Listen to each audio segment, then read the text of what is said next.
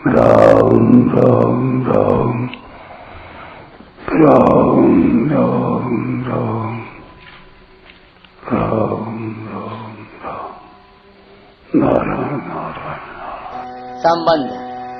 उपर्युक्त साधन सामग्री से निष्ठा प्राप्त हो जाने पर क्या होता है, इसको आगे के 54वें श्लोक में बताते हैं।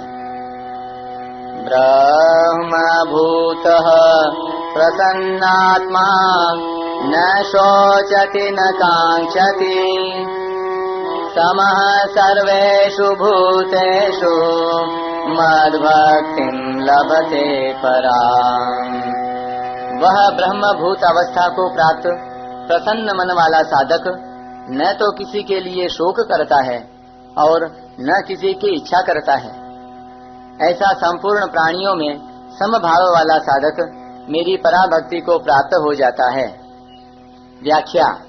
ब्रह्म भूतः, जब अंतःकरण में विनाशशील वस्तुओं का महत्व मिट जाता है, तब अंतःकरण की अहंकार, घमंड आदि वृत्तियां शांत हो जाती हैं, अर्थात उनका त्याग हो जाता है। फिर अपने पास जो वस्तुएं हैं उनमें भी ममता नहीं रहती। ममता न रहने से सुख और भोग बुद्धि से वस्तुओं का संग्रह नहीं होता। जब सुख और भोग बुद्धि मिट जाती है, तब अंतःकरण में स्वतः स्वाभाविक ही शांति आ जाती है। इस प्रकार साधक जब असत से ऊपर उठ जाता है, तब वह ब्रह्म प्राप्ति का पात्र बन जाता है। पात्र बनने पर उसकी ब्रह्मभूत अवस्था अपने आप हो जाती है। इसके लिए उसको कुछ करना नहीं पड़ता। इस अवस्था में मैं ब्रह्म स्वरूप हूँ और ब्रह्म मेरा स्वरूप है, ऐसा उसको अपनी दृष्टि से अनुभव हो जाता है। इसी अवस्था को यहाँ और 5वें अध्याय के 24वें श्लोक में भी ब्रह्मभूतः पद से कहा गया है। प्रसन्नात्मा। जब अंतःकरण में असत वस्तुओं का महत्व हो जाता है, तब उन वस्तुओं को प्राप्त करने की कामना पैदा हो जाती है।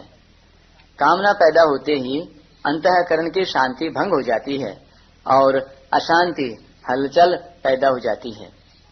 परंतु जब असत वस्तुओं का महत्व मिट जाता है, तब साधक के चित्त में स्वाभाविक ही प्रसन्नता रहती है। अप्रसन्नता का कारण मिट जाने से फिर कभी अप्रसन्नता होती ही नहीं। कारण कि सांख्य योगी साधक के अंतःकरण में अपने सहित संसार का भाव और परमात्म तत्व का भाव अटल रहता है। न शोचति न कांक्षति। उस प्रसन्नता की पहचान यह है कि वह शोक चिंता नहीं करता। सांसारिक कितनी ही बड़ी हानि हो जाए तो भी वह शोक नहीं करता और अमुक परिस्थिति प्राप्त हो जाए ऐसी इच्छा भी नहीं करता। तात्पर्य है कि उत्पन्न और नष्ट होने वाली तथा आने जाने वाली परिवर्तनशील परिस्थिति, वस्तु, व्यक्ति, पदार्थ आदि के बनने बिगड़ने से उस पर कोई असर ही नहीं पड़ता। जो परमात्मा में अटल रूप से स्थित है, उस पर आने जाने वाली परिस्थितियों का असर हो ही कैसे सकता है। समः सर्वेषु भूतेषु। जब तक साधक में किंचन मात्र भी हर्ष, शोक, राग, द्वेष आदि द्वंद्व रहते हैं, तब तक वह सर्वत्र व्याप्त परमात्मा के साथ अभिन्नता का अनुभव नहीं कर सकता। अभिन्नता का अनुभव न होने से वह अपने को संपूर्ण भूतों में सम नहीं देख सकता। परंतु जब साधक हर्ष, शोक आदि द्वंद्वों से सर्वथा रहित हो जाता है, तब परमात्मा के साथ स्वतः स्वाभाविक अभिन्नता का अनुभव हो जाता है, जो कि सदा से ही थी। परमात्मा के साथ अभिन्नता होने से अपना कोई व्यक्तित्व न रहने से, अर्थात मैं हूँ इस रूप से अपनी कोई अलग सत्ता न रहने से वह संपूर्ण प्राणियों में सम हो जाता है। व्यक्तित्व उसे कहते हैं जिसमें मनुष्य अपनी सत्ता अलग मानता है और जिससे बंधन होता है।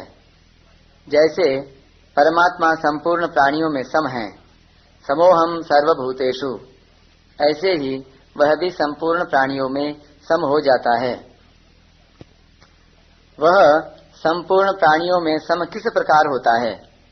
जैसे मनोराज्य और स्वप्न में जो नाना सृष्टि होती है, उसमें मन ही अनेक रूप धारण करता है, अर्थात वह सृष्टि मनोमयी होती है।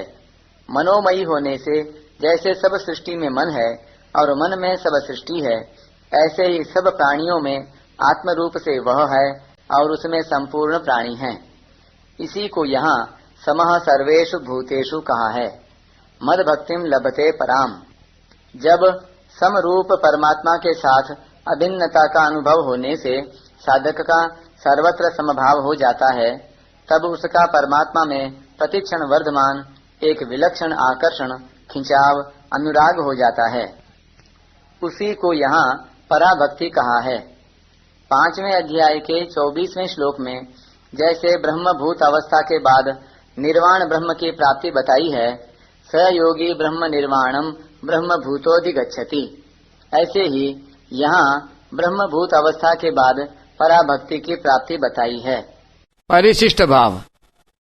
ज्ञान योग के जिस साधक में भक्ति के संस्कार होते हैं, जो अपने मत का आग्रह नहीं रखता, मुक्ति अर्थात संसार से संबंध विच्छेद को ही सर्वोपरि नहीं मानता और भक्ति का खंडन, निंदा नहीं करता, उसको मुक्ति में संतोष नहीं होता। अतः उसको मुक्ति प्राप्त होने के बाद भक्ति, प्रेम की प्राप्ति हो जाती है। जो अपनी दृष्टि से अर्थात अपनी मान्यता से ब्रह्म रूप बना हुआ है, ब्रह्म हुआ नहीं है, उसके लिए यहाँ ब्रह्मभूतः पद आया है। ब्रह्मभूत होने के बाद जीव का ब्रह्म के साथ तात्विक संबंध साधर्म्य हो जाता है। मम साधर्म्य मागता है। तात्विक संबंध होना ही मुक्ति है। फिर सर्वत्र परिपूर्ण अनंत ब्रह्मांड नायक परमात्मा में अपने आप को विलीन समर्पित कर देने से परमात्मा के साथ आत्मीय संबंध अभिन्नता हो जाती है। ज्ञानी तो आत्मैव मे मतम। आत्मीय संबंध होना ही पराभक्ति, प्रेम की प्राप्ति है। ज्ञान मार्ग में जड़ता का त्याग मुख्य है। जड़ता का त्याग विवेक साध्य है। विवेक पूर्वक जड़ता का त्याग करने पर त्याज्य वस्तु का संस्कार शेष रह सकता है, जिससे दार्शनिक मतभेद पैदा होते हैं, परंतु प्रेम की प्राप्ति होने पर त्याज्य वस्तु का संस्कार नहीं रहता, क्योंकि भक्त त्याग नहीं करता, प्रत्युत सबको भगवान का स्वरूप मानता है। सदसच्चाहम। प्रेम की प्राप्ति विवेक साध्य नहीं है, प्रत्युत विश्वास साध्य है। विश्वास में केवल भगवत कृपा पर ही भरोसा है, इसलिए जिसके भीतर भक्ति के संस्कार होते हैं, उसको भगवत कृपा मुक्ति में संतुष्ट नहीं होने देती, प्रत्युत मुक्ति के रस, अखंड रस को फीका करके प्रेम का रस, अनंत रस प्रदान कर देती है। संसार के संबंध से अशांति होती है, इसलिए कर्मयोग में संसार से संबंध छूटने पर शांत आनंद मिलता है। ज्ञान योग में निज स्वरूप में स्थिति होने से निजानंद अर्थात अखंड आनंद मिलता है। भक्ति योग में भगवान से अभिन्नता होने पर परमानंद अर्थात अनंत आनंद, प्रतिक्षण वर्धमान प्रेम मिलता है।